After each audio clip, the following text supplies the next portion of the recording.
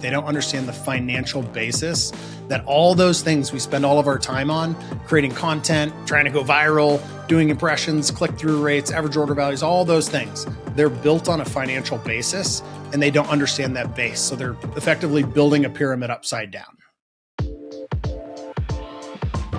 Hello and welcome to another episode of the Ecommerce Coffee Break podcast. Today we're talking about something almost every online store owner has felt at some point. You turn on ads, you increase budget, you test new creatives, you chase ROAS. And deep down it feels like you're placing bets and not building a system.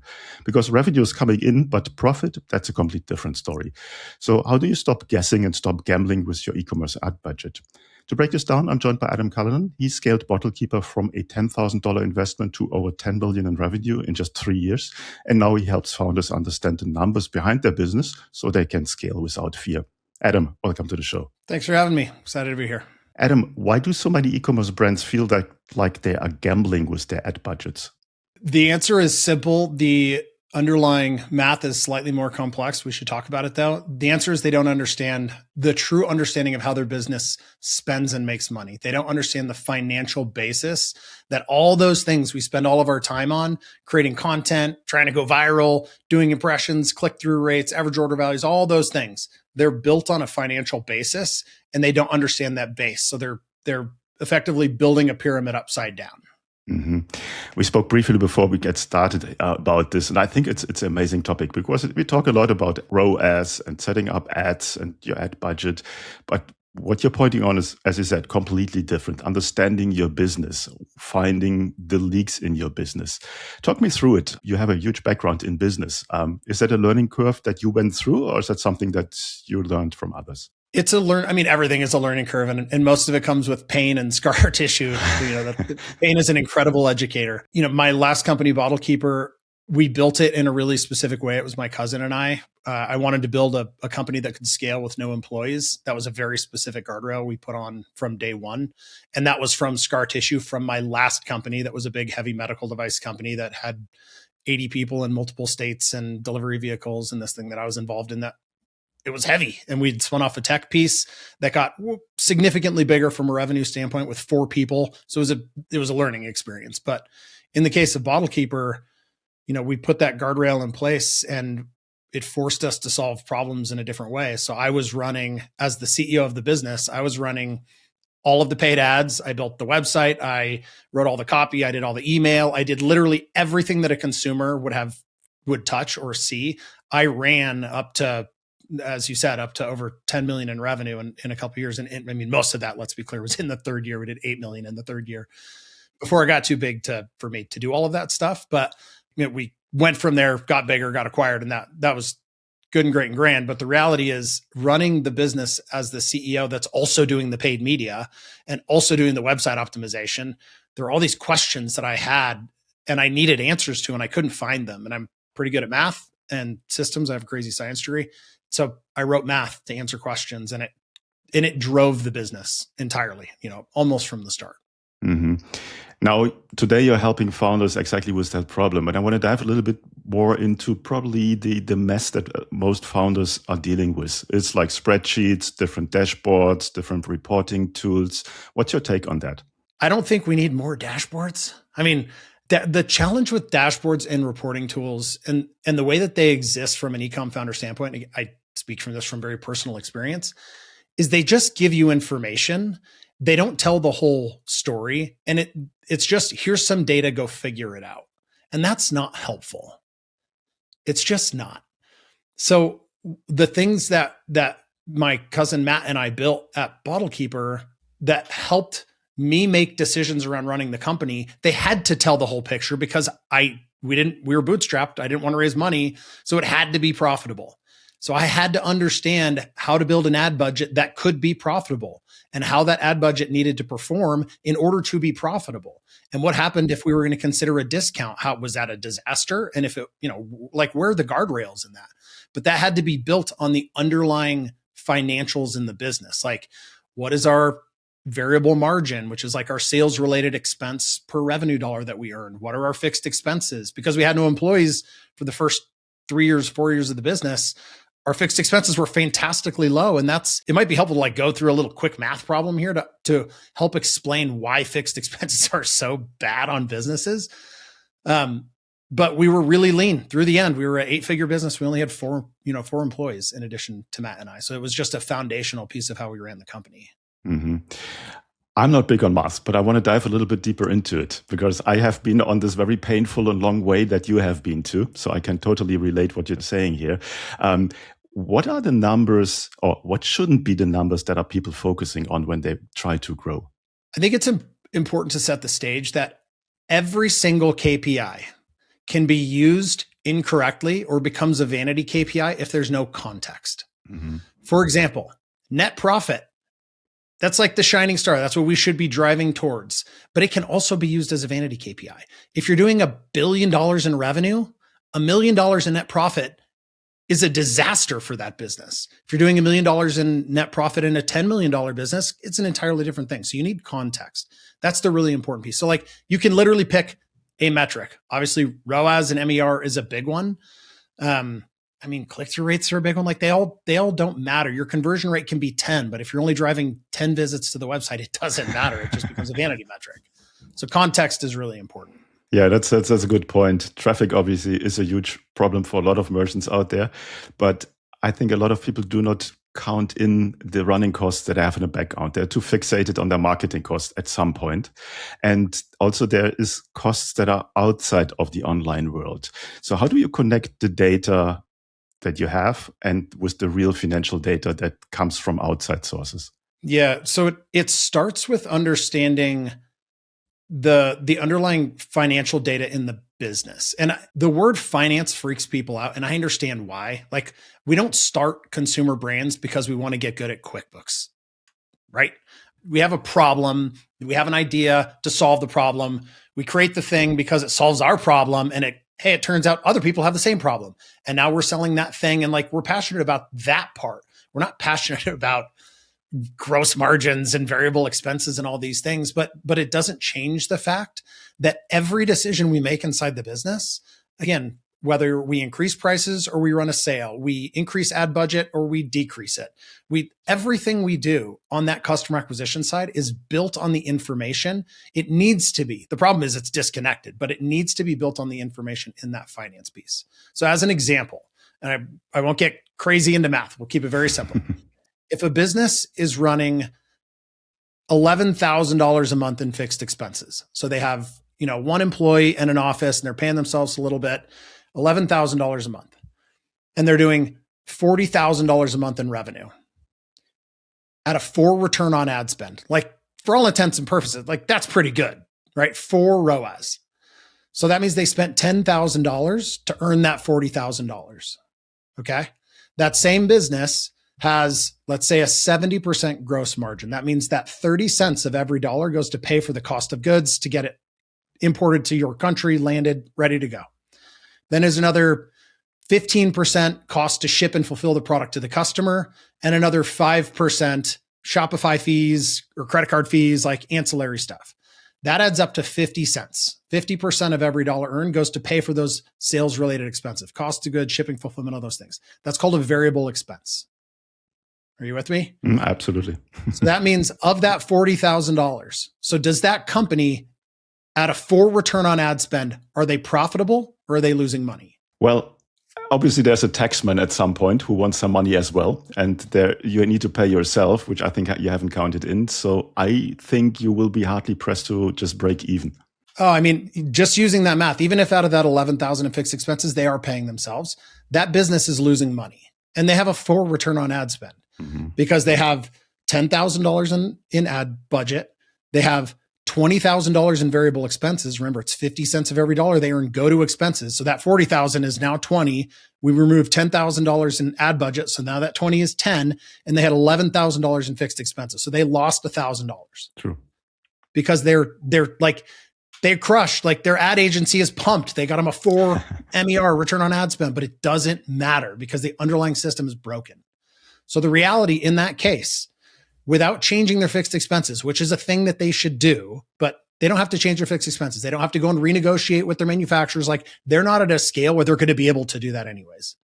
What they need to do is increase their ad budget from 10,000 to 15,000. And their MER or ROAS can come down from 4 to 3.5. And the difference is with that situation, because they're creating more what's called contribution profit, which is what pays for the fixed expenses, which is what results in net profit. They go from losing $1,000 to making $250. But their efficiency came down and they put more capital at risk. The key is just knowing that. And that's the really important piece. That's where, I say and like scream to the clouds, all of those decisions around how we build ad budgets, how they need to perform, all of that stuff is built on the underlying system, the math and things that live in their finance system. But that stuff is complex. So like my whole life at this point revolves around simplifying those things and building tools and systems that will just tell you the answer to the question. Just go do this. I think that was a brilliant example. And I hope that a lot of our listeners now go back into their own numbers and try to follow this thought. And probably some of them will be shocked, which thought about this moment. It's like, oh, I'm making money. And it's like, no, you don't. Now, from your experience and from what you just told, you basically created a solution for that. And we want to talk and dive a little bit deeper into this. Talk me through it. What does it do? And how does it help? So Pentane is the platform that I created out of that experience at BottleKeeper. It's basically a dramatically better version of the system that we ran that company on from almost start to finish. To make it short, what it does is basically exactly what I just explained. It connects to your QuickBooks account or your Xero, your Loop, or whatever it is that you're using. It collects the necessary data in order to create that foundation. Like how much are the fixed expenses? What's the variable margin before we spend ad dollars? Figure all that stuff out. And then it also connects to your Shopify and your Amazon and your Meta and TikTok and all the places where you're spending and making money. So it's taking that data in but it's reporting back to you based on how your business actually is built, how it needs to spend money and make money in order to be profitable. And then it just tells you what to do. It literally, you can just say, if my ad budget is $10,000 a month, what's the minimum return on ad spend to get to break even or to generate a 10% net profit? Because at some point we do actually want to make profit and have to pay the tax man, right? I mean, that is the name of the game. So it gives you the ability to pull a bunch of levers and it will just tell you what's going to happen if you pull that lever based on how your business is structured. So it's really directive. It has a dashboard reporting piece to it because it kind of has to. But it's very, very directive and guiding. Mm-hmm. Can you give me some examples of clients that you worked with and what kind of difference they saw in their business after they have implemented Pentane? Yeah, absolutely. One of the first companies that came into Pentane was a $2 million e-commerce brand. Great product, incredible founder. He was like we all were at the beginning, like invented a thing, started selling the thing, people started buying the thing, and now he's CEO of a company, but didn't understand any of the finance stuff. So they were losing $100,000 a month. They had a couple of months of runway left. They came into Pentane. What the math told them is that they were achieving an 8 return on ad spend. Whoa. Like an 8. That's insane, right? But they're losing $100,000 a month. So clearly it's not working. That's, marketing performance wasn't the problem. The problem is that their fixed expenses were really heavy for the business. They were at about 40% of the revenue that they earned was going directly to payroll. Like they had gotten really heavy on payroll. So that was one thing. That's an easier thing to probably understand. The more complex that Pentane told them is that they needed to 3x their ad budget. They were not remotely spending enough ad budget to drive enough contribution profit to pay for their fixed expenses, even if they brought the fixed expenses down. And if they 3x their ad budget, that 8 could come down to a 2.5 return on ad spend, and they would be profitable. So it's this weird thing, and it's completely counterintuitive. It kind of makes our brains explode. You can actually spend more money. Your return on ad spend can come down, and at the same time, your net profit will go up. The key, though, is understanding what those limits are. So we did that over the course. Obviously, you don't 3x your ad budget in a month. It takes time to do that safely and responsibly. So over the course of 45 days, maybe 2 months, this was during the holidays, they tripled their ad budget. And on the third month, they made $50,000. So it was just the system. They didn't understand enough of how their business was spending and earning money to be able to understand how to build an ad budget. They, like many of us do, look at ad budget purely as risk because we don't know. It's like gambling, right? We don't know what it needs to do or what it's going to do. Or, I mean, this is a multi-year-old company. They had a lot of historical context. So when we take that out of the equation and truly understand what needs to happen in order for this to be successful, to not be a disaster, we can start to think of ad budget more as fuel for the engine than just pure gambling risk. And that's a hugely important thing. Yeah, I can relate to this. I was selling on Shopify for 7 years, long and steep and painful learning curve. But it's completely right that you have to spend money to make money, but the back end needs to be right. And for our listeners, you probably need to listen to this twice to understand it fully if you haven't. But it makes totally sense. Now, one question, and that's coming from my practical side. How does it work when you work with an agency? Because their spending habits might be different than what they need to do to really make your business profitable. What's your experience there? Yeah, the agency partners that we work with, which goes back to the very beginning, our first big partnership was with a big agency called Hawk Media in Southern California. It was an interesting thing. Eric Huberman, who's the CEO there, who I've known for a long time, like even before the Bottle Keeper days when they were a couple of people in an apartment. Now they're way bigger. He really liked Pentane because they get into a situation where their clients are telling them to do more with less, as in their clients, their e-commerce businesses are just making up their ad budgets. They're just saying our ad budget is $50,000 and they need to make $1 million in order to get to profitability. Maybe they know that, maybe they don't. And the ad agency goes and they crush an 8 return on ad spend, and the company gets their P&L 30 or 45 days from now, and they hemorrhaged money. And it's the ad agency's fault. And the ad agency is saying, no, it's your fault because, maybe they're not saying this directly, but like, it's your fault because we didn't have enough budget. They're both wrong and they're both right. And the reality is, because nobody understood the underlying structure that needed to happen, nobody knew that $50,000 was going to need to turn a 20 return on ad spend in order to get them to break even. The whole thing was set up for failure. So the agency partners that we have like their clients being on Pentane because it clarifies the question and sets the stage for everyone on how we define good and how we're going to achieve it. Because if they come to them with that 50,000, Pentane is going to say, to get to break even, you need a 20 return on ad spend. So either we need to increase that ad budget probably pretty dramatically. Maybe it needs to go to 200. And if that's unrealistic, don't we want to know that in advance in order to get that ROAS down to 5? Maybe we need to work on pricing. If we increase prices by 20%, maybe that ROAS comes down to 12. That's a lever you can pull. Maybe we need to cut $27,000 a month out of fixed expenses. Then that ROAS comes down to 4.5. Like there's all these things that you can pull that impact that outcome.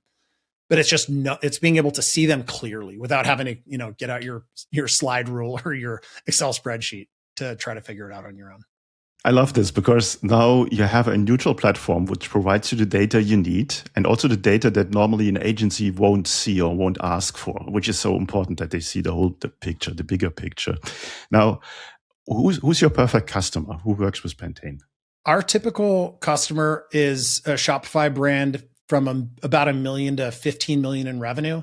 We have some true startups that are pre-revenue that will come into it that are trying to get ahead of the game, and it's priced appropriately for all of that. And I'm onboarding today. We're onboarding a company that's at over 20 million in e-com revenue, but they're just a small team and they want to consolidate the 7 different platforms they have where they're getting 3 data points from each into something that's a little bit more cohesive and profit focused. Okay.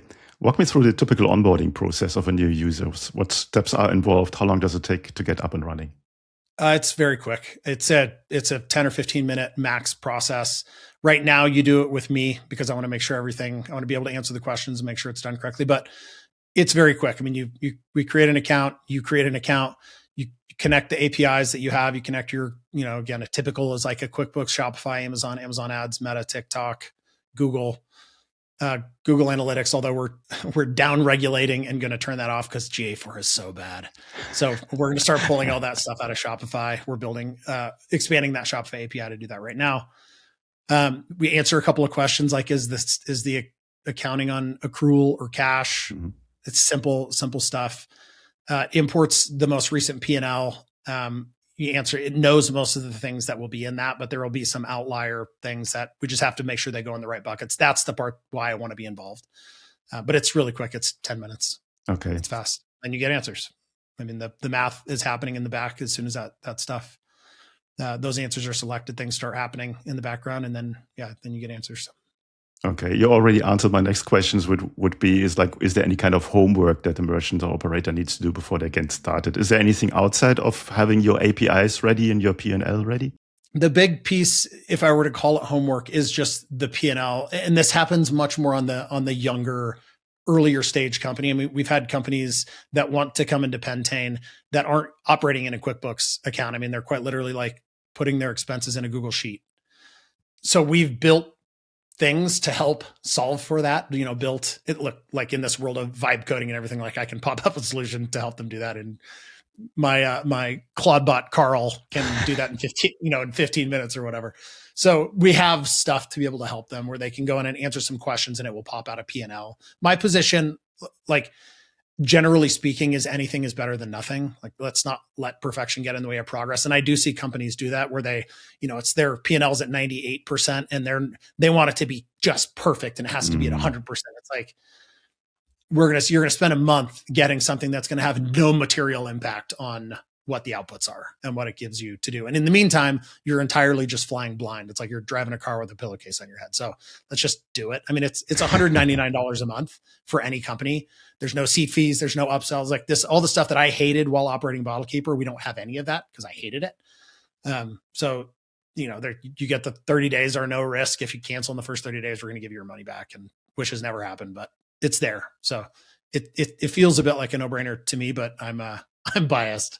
I'm on the inside. So. No, Adam, you sound like a true entrepreneur. Just do it. I couldn't agree more to that than anything else. Now, obviously, this is a perfect solution for every business. And you said it's for different sizes. Even if you just started, Pentane is for you. Now, before our coffee break comes to an end, is there anything you want to share with our listeners that we haven't covered yet? Yeah, I launched recently a Profit Masterclass.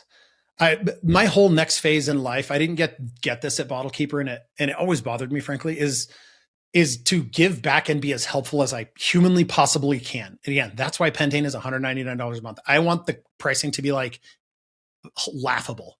I want anybody to be able to come into the company because the stuff will be helpful. So I just launched a Profit Masterclass about 2 weeks ago. It's free. You can get the link to it at pentane.com. It's a 14-part, exactly how I look at profit and driving profitability. It applies to honestly every company on the planet because the systems are all the same, but it's really directed towards e-commerce. So if you have that feeling that we have all had, where we feel like we're a little bit out of control and doing the sort of like lick your finger and stick it in the air to make decisions, it will be helpful. It will be helpful for that. We've gotten, just in the last couple of weeks that it's been live, we've gotten a lot of really positive feedback that it's pulling the curtains back on something that is scary and complicated, but it doesn't need to be. No, absolutely. Where can people go and find out more about you? So it's pentane.com. Any other channels? I spend some time on LinkedIn. I've been off the socials for a very long time, so I'm now back in the social world a little bit, sharing. So yeah, LinkedIn is probably the best place. A little bit on Instagram, but mostly on LinkedIn. Okay, cool. I will put the links in the show notes as always. Then you're just one click away. Adam, thanks so much for giving us an overview. I think that was a deep view into somebody who's in the trenches, who has learned a lot being an entrepreneur and is now sharing it with the e-commerce community out there. And I hope a lot of people will reach out to you and test Pentane. Thanks so much for your time. Thanks, Klaus.